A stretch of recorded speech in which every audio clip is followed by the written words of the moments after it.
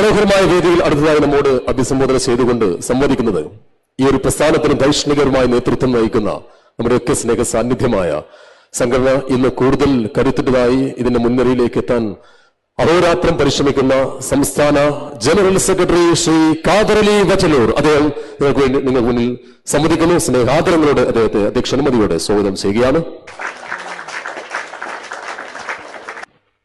ബഹുമാനം നിറഞ്ഞ ഈ യോഗത്തിന്റെ അധ്യക്ഷൻ സംസ്ഥാന സീനിയർ വൈസ് പ്രസിഡന്റ് ഹുസൈൻ വടക്കൻ, നമ്മുടെ സമ്മേളനത്തോടനുബന്ധിച്ച് നടന്ന റാലിയുടെ ഔപചാരികമായ ഉദ്ഘാടന കർമ്മം നിർവഹിച്ച് നമുക്ക് വളരെ ഉപദേശ നിർദ്ദേശങ്ങൾ തന്ന് വലിയ തിരക്കുകൾക്കിടയിലും നമ്മളുടെ റാലിയുടെ ഔപചാരികമായ ഉദ്ഘാടനം നിർവഹിച്ച പ്രതിപക്ഷ ഉപനേതാവ് പി കെ കുഞ്ഞാലിക്കുട്ടി സാഹിബ്, നമ്മുടെ ഈ പൊതുസമ്മേളനത്തിന്റെ ഔപചാരികമായ ഉദ്ഘാടന കർമ്മം നിർവഹിച്ച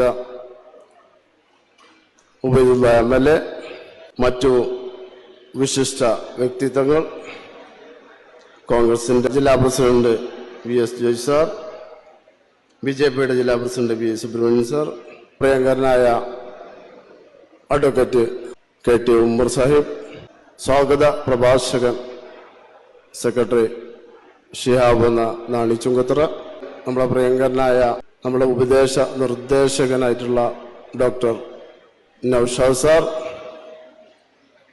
നമ്മുടെ ഏത് കാര്യങ്ങളിലും വളരെ വ്യക്തമാക്കി അതിന്റെ നിർദ്ദേശങ്ങൾ ഒക്കെ തയ്യാറാക്കുകയും ഒക്കെ ചെയ്യുന്ന നമ്മുടെ കാര്യദർശി ഡോക്ടർ ജലാലുദ്ദീൻ സാർ, മറ്റു വേദിയിലുള്ള സയ്യിദ് മണലായ നമ്മുടെ സ്ഥാപക പ്രസിഡന്റും ഇപ്പോഴത്തെ ട്രഷററുമായിട്ടുള്ള, അതുപോലെ മൂസക്കുട്ടി മാസ്റ്റർ, മജീദ് ക വട്ടത്തൂർ, വേദിയിലുള്ള ഹംസക്ക, അതേപോലെ ലത്തീഫ് മണ്ണറമല, നമ്മുടെ വ്യാപാരി വ്യവസായി ഏകോപന സമിതിയുടെ സംസ്ഥാന ട്രഷറർ അഹദ് മോങ്ങം, നജീബ് ക, വേദിയിലുള്ള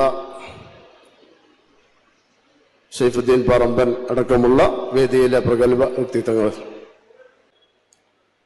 നമ്മളെ സംബന്ധിച്ചിടത്തോളം ഇപ്പോൾ ഒരു സംസ്ഥാന സമ്മേളനത്തിന് പെട്ടെന്ന് തയ്യാറെടുക്കേണ്ടി വന്നത്,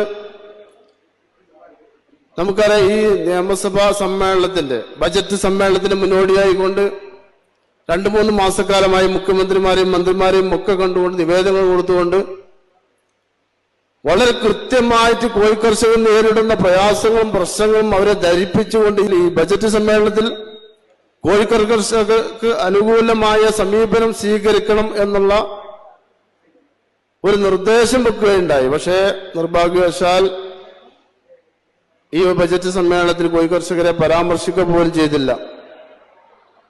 അത് മാത്രമല്ല, കഴിഞ്ഞ 6 മാസക്കാലമായി നമുക്കറിയാം 2017 ഗവൺമെന്റ് ഇറക്കിയ ഓർഡറിന്റെ കോപ്പിയാണ് ഞാൻ ഈ കൈവശം വെച്ചിട്ടുള്ളത്. ഇന്നലെ പത്രക്കാർക്ക് വിതരണം ചെയ്തത് ഇതായിരുന്നു.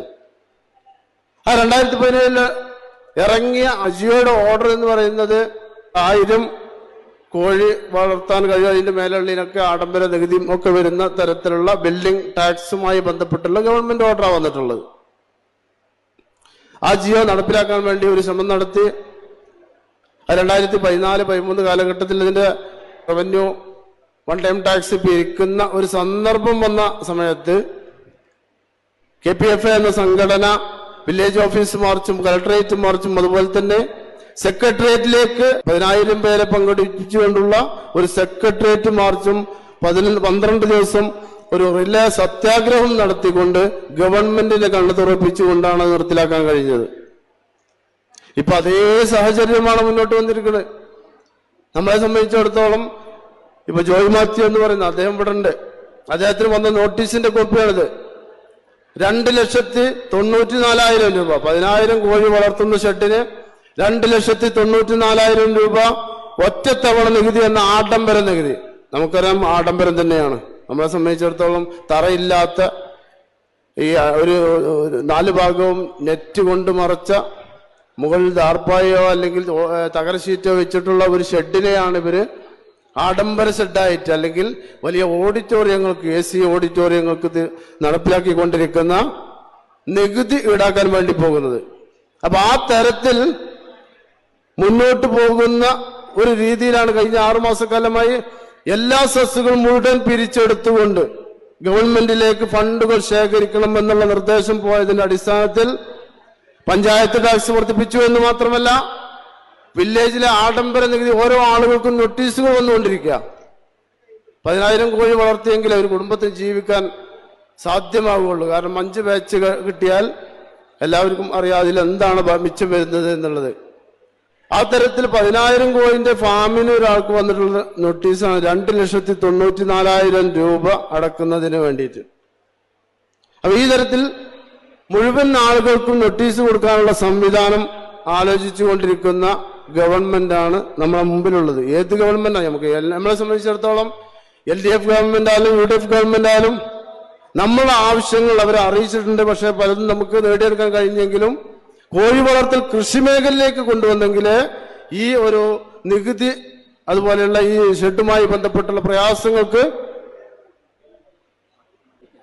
ഭക്ഷണം വേണ്ട ആളുകള് ആ ഭക്ഷണം വാങ്ങി കഴിക്കേണ്ടതാണ്. പ്രത്യേക അറിയിപ്പ്, ഭക്ഷണം കഴിക്കാത്ത ആളുകൾ ഉണ്ടെങ്കിൽ പറ്റുന്ന ആളുകൾ അവിടെ പാർസലാക്കി വെച്ചിട്ടുണ്ട്. അതിങ്ങനെ പതുക്കെ വാങ്ങിയാൽ മതി. എല്ലാവർക്കുള്ള ഭക്ഷണം അവിടെ കരുതിയിട്ടുണ്ട്. അപ്പോൾ അത് വാങ്ങാവുന്നതാണ്. ഭക്ഷണം വാങ്ങിയാൽ മതി, പൈസ ആരും കൊടുക്കേണ്ടതില്ല. അത് സംഘാടകർ നൽകുന്നതാണ്. ഈ ഒരു ആഡംബര നികുതിയുമായി ബന്ധപ്പെട്ട് പഞ്ചായത്തിലെ ടാക്സ് വർദ്ധിപ്പിച്ചതോടൊപ്പം തന്നെ റവന്യൂ ടാക്സ് ആയിട്ടുള്ള ആഡംബര നികുതി നടക്കുന്നു.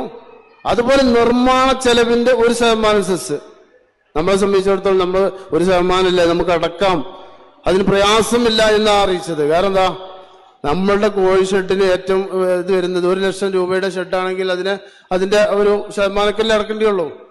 പക്ഷെ ഇവരെ കണക്ക് പ്രകാരം, അവരുടെ ജിയോ കണക്ക് പ്രകാരം വന്നിട്ടുള്ളത്, അതിന്റെ ജിയോന്റെ കോപ്പിയാണ് ഇതുള്ളത്, വന്നിട്ടുള്ളത് 1000 കോഴിന്റെ ഷെഡിന് 10